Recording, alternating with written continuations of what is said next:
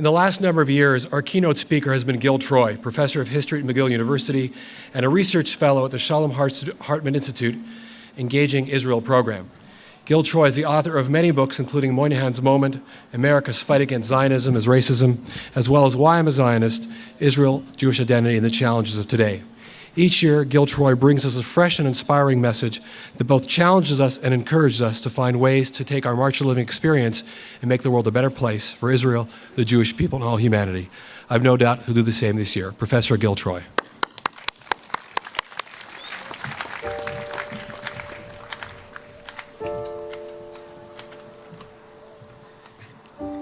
Erev Tov. This is the moment. Hamavdil ben Kodesh lachol. In this case, ben Chol laKodesh. The challenge of going from the killing fields of Poland and the killing fields of Latrun to the joy of Yom Ha'atsmaut and the daily joys of living in Israel and the daily joys of living in freedom and the daily joys of having those two flags, the Canadian flag and the Israeli flag, united together. I want to welcome the survivors by saying I hate the word survivor. You're not survivors. You're thrivers. You're heroes. You're poets. You're people who are not defined by Hitler. You're people who are not defined by the trauma. You're people who teach us how to push through the trauma. And every moment of every day, you show a grace, a dignity, a heroism that none of us has to. And we all, as your heirs, will carry it on for the rest of our lives. So Toda Rabba Lachem, thank you.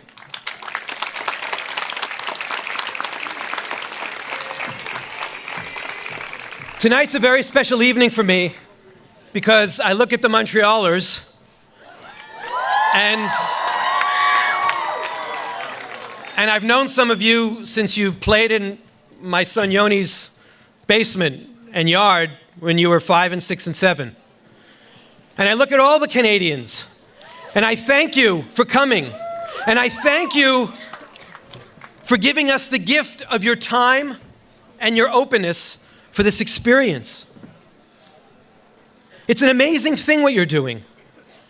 You're not just coming on any trip. You're here on a true journey. And the challenge is what's next. This is also a special night for me because for the first time ever this year, I too went to Poland in October. So for years I've been speaking to March of the Living groups with a kind of myopia, not understanding truly what you had seen, not understanding truly what you had experienced. I went in October, I arrived in the airport and went north to Stavisk, a small village near Grodno where my grandfather had lived. I couldn't find one shred of evidence of 500 years of Jewish life. It wasn't just that they had eliminated every living Jew, they had eliminated every shred of dignity, every ounce of love, every snippet of evidence. And I'm a historian, I looked for the evidence that Jews had been there. It was truly Judenrein. I went to Treblinka. And those of us who are so lucky to live in Canada and see its forests and enjoy its nature, enjoy its expanse, look at forests as healing.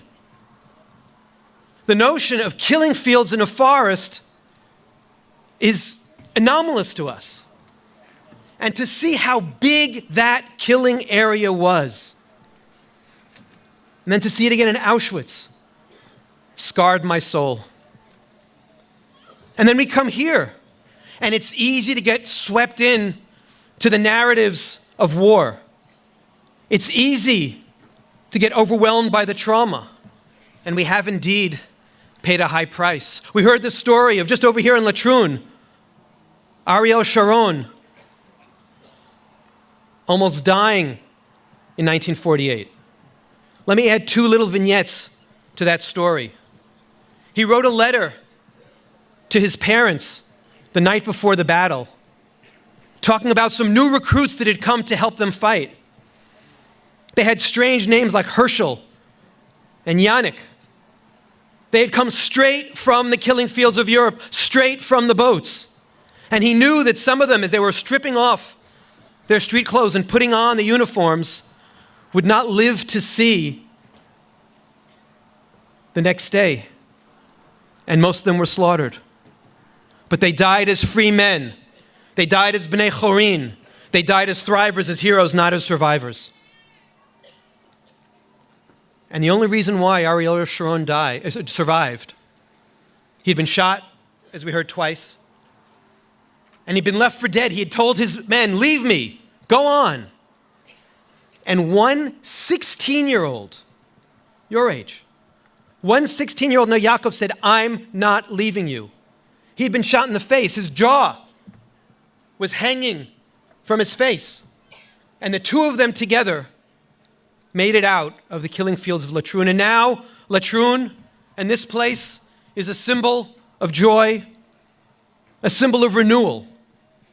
And we remember those stories, but we refuse to be defined by them.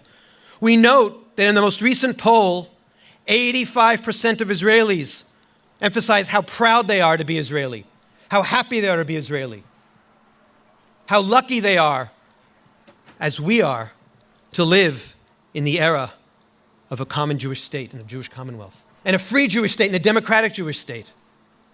And our challenge is, what do we do with it? What do we do with this story? You're going to go home, and everybody's going to ask you a terrible, terrible question. How was it? And you're going to be polite, and you're going to say amazing, fantastic, awesome. Don't say that. Be honest, be humble, say, I don't know. Because the truth is, I don't know yet either. We're only going to know what this trip meant to you 6 months from now, a year from now, 5 years from now, 10 years from now. Because the challenge is what you do with this experience. The challenge is how you take the power of these heroes, how you take these new memories, how you take the joys of modern Israel and use it to change your lives. Use it to stretch you. Just last week on Israeli television, on Yom HaShoah, they interviewed the daughter of a thriver, a hero. And she said, every day my father, who worked so hard just to get some food on the table, would come home and he would dance with my mother. And they would say, we won, nitzachnu. Hitler had the tanks, Hitler had the bullets, Hitler had the power, but we are alive, we are here. What do you do with that joy? Right now, at this very moment, as all of Israel goes from the mourning to the celebration, there are 16 women being honored on Har Herzl in Jerusalem. One of them was interviewed on Israeli radio this morning. She's an educator who lost 2 sons in battle. And she said,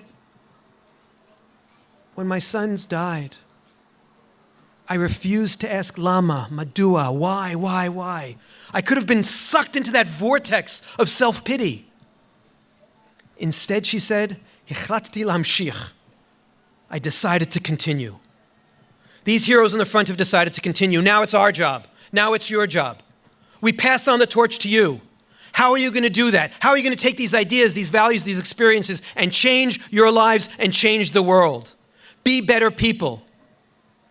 Use this amazing experience called being Jewish, called living in Israel, even for a few days, called celebrating Israel, to become better people and make a better world. That, from Professor Troy, is your homework assignment. Laila Tov v'Chag Sameach.